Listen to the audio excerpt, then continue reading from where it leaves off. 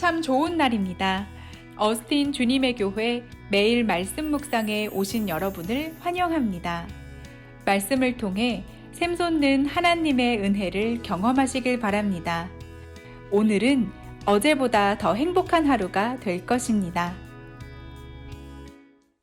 네, 매일 말씀 묵상 오늘 우리에게 주시는 하나님 말씀은 시편 36편 말씀인데요. 1절부터 3절까지만 보도록 하겠습니다. 36편 1절부터 3절까지 말씀입니다. 한 목소리로 읽겠습니다. 시작. 악인의 죄가 그의 마음속으로 이르기를 그의 눈에는 하나님을 두려워하는 빛이 없다 하니 그가 스스로 자랑하기를 자기의 죄악은 드러나지 아니하고 미워함을 받지도 아니하리라 함이로다. 그의 입에서 나오는 말은 죄악과 속임이라. 그는 지혜와 선행을 그쳤도다. 아멘. 네, 작년인가 신문 기사를 통해서 본 재미난 기사가 한 가지 있습니다. 삼성의 이재용 회장의 딸인 이원주 양에 관한 이야기였었는데요. 삼성이라고 하는 대한민국 최고의 기업 총수의 딸이라고 하는 이유도 있지만 또 한편으로는 이 원주 양의 미모가 뛰어나다는 이유로 그녀의 SNS 팔로워가 급증을 하고 아버지만큼이나 사람들의 관심과 인기를 끌게 된 인물입니다. 그런데 참 재미난 것은 이 원주 양이 SNS상에 자신이 셀카를 촬영하는 모습을 한 장 찍어서 올렸는데 원주 양이 쓰고 있는 전화기가 갤럭시 폰이 아니라 아이폰이었다라고 하는 사실입니다. 이 사진에 누리꾼들이 달려들어서 사진의 제목을 재미있게 만들어 주었는데 그 사진 제목이 뭐였냐면 사춘기에 접어든 딸이라고 하는 제목이었습니다. 참 재미난 장면이죠.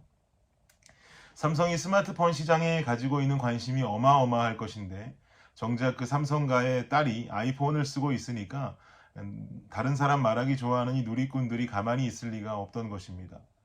그리고 요즘 다시 포착된 원주 양의 SNS를 통해서 발견된 사진이 있었는데 그 사진에는 이 원주 양이 들고 있던 핸드폰이 아이폰이 아니라 갤럭시 제품으로 바뀌어져 있는 것이 밝혀지면서 드디어 아빠 회사의 전화기를 쓴다라고 하면서 또 한 번 누리꾼들의 관심을 받았습니다.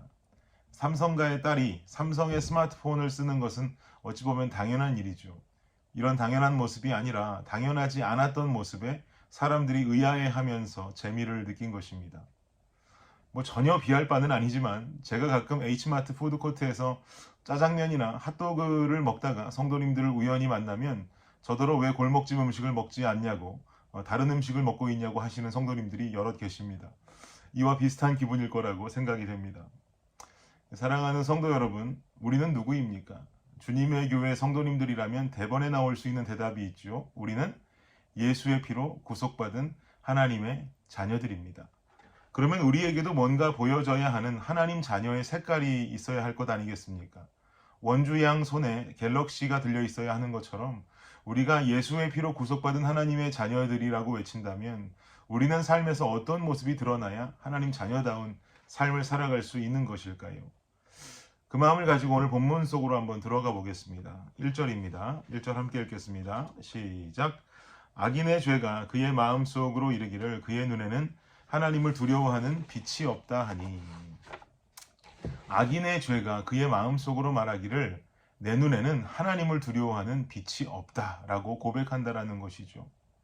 즉 악인은 하나님을 두려워하지 않는 자, 다시 말하면 하나님을 경외하지 않는 자가 악인이다라고 다윗은 말하고 있는 것입니다. 이렇게 하나님을 두려워하지 않는 삶, 경외하지 않는 삶을 살아감으로 인해서 생기는 부수적인 삶의 모습은 어떤 모습이 있을까요? 그 모습이 2절과 3절에 계속 나열이 되는데요. 2절부터 보겠습니다. 2절입니다. 시작. 그가 스스로 자랑하기를 자기의 죄악은 드러나지 아니하고 미워함을 받지도 아니하리라 함이로다. 2절에 말하기를 스스로 자랑한다. 이 스스로 자랑한다라고 하는 말의 원문적인 해석은요. 자기 자신의 눈 안에서 자신에게 아첨한다라는 의미를 담고 있습니다. 하나님이라는 존재 자체가 인생 속에 없기 때문에 내 눈 안에 있는 나 자신을 높이고 다시 말하면 내가 내 인생의 왕이 되려고 하는 교만한 삶을 살 수밖에 없다라는 것이죠. 내가 왕이 되려고 하는 그 모습은 아담과 하와도 가졌던 생각이고 그 생각으로 하나님처럼 되고 싶었던 마음에 선악과를 먹게 된 것 아니겠습니까? 이런 원죄는 오늘을 살고 있는 우리에게까지 내려오게 되고요. 예수의 피로 구속받은 하나님의 백성이라면 이런 삶의 자세에서 당연히 그 생각을 바꾸고 돌아설 수 있어야 하는 것입니다. 이어지는 3절도 보십시오. 3절 읽겠습니다. 시작. 그의 입에서 나오는 말은 죄악과 속임이라. 그는 지혜와 선행을 그쳤도다. 악인의 입에서 나오는 말은 죄악과 거짓이 있는 말들이라고 합니다. 왜냐하면 인간만 속이면 되는 것이기 때문에 그렇죠. 하나님께서 그의 인생을 보고 계시다라고 하는 인식 자체를 할 수가 없으니까 하나님의 눈길은 전혀 인식하지 못하고 내 인생을 보고 있는 다른 누군가의 그 인간의 눈만 속이면 그만인 것입니다. 그러니까 입에서 죄악과 속임의 말들을 할 수 있는 것이죠. 이런 죄악된 모습들이 악인의 삶, 즉 하나님을 알지 못하고 믿지 못하는 자들에게 보여지는 인생의 특징이라는 말씀입니다. 그런데 여러분 다시 한번 잘 생각해 보십시오. 제가 여러분께 질문 하나 하겠습니다. 우리는 과연 이런 모습 속에서 자유로운 인생을 살고 있습니까?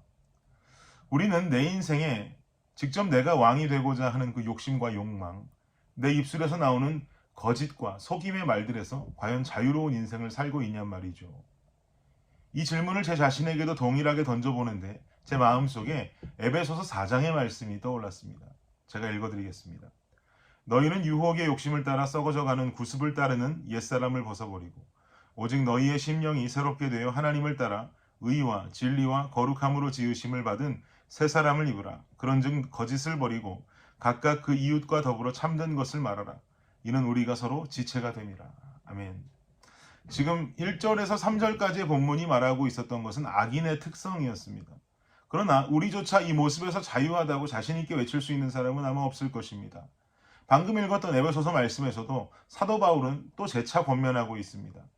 유혹의 욕심을 따라 썩어져가는 옛사람의 모습을 버려라 라고 명령하죠. 이 옛사람의 모습인 즉슨 오늘 본문에 나오는 한 가지 내용과 동일합니다. 거짓을 버리는 일입니다. 하나님의 자녀라면 우리에게서 거짓과 속임수가 사라져야 하고 내 인생의 왕이 되고자 하는 욕심, 욕망, 그 영적 교만함에서 벗어나야만 합니다. 이것은 예수를 믿지 아니하는 하나님을 알지 못하는 자들의 삶의 모습이 되어야 할 뿐입니다. 이런 모습에서 벗어나야 하는 방법은요 심플합니다. 1절에서도 보았다시피 우리는 하나님을 경외하는 삶을 살아갈 때 이러한 부수적인 인생의 특징의 모습 속에서 벗어날 수 있게 됩니다. 내 삶에 역사하시고 동행하시는 하나님의 눈길과 손길을 반드시 인식하며 살 수 있어야 합니다. 이런 하나님을 인식할 때 그때야 비로소 우리는 나 자신이 내 인생의 왕이 되고자 하는 헛된 욕망과 거짓과 속임수를 담는 내 입술을 가진 삶에서 벗어나게 될 수 있을 줄을 믿습니다. 하나님을 경외하는 것은 하나님께서 내가 잘했을 때 복 주시고 내가 잘못해서 벌 주시는 심판하시는 하나님의 손을 두려워하라는 것이 아닙니다. 하나님을 경외한다는 것은 나의 인생을 한 가지도 빼놓지 않고 구석구석 살피고 바라보시는 그 하나님의 얼굴을 먼저 인식하는 삶, 이것이 바로 하나님을 경외하는 자의 모습입니다.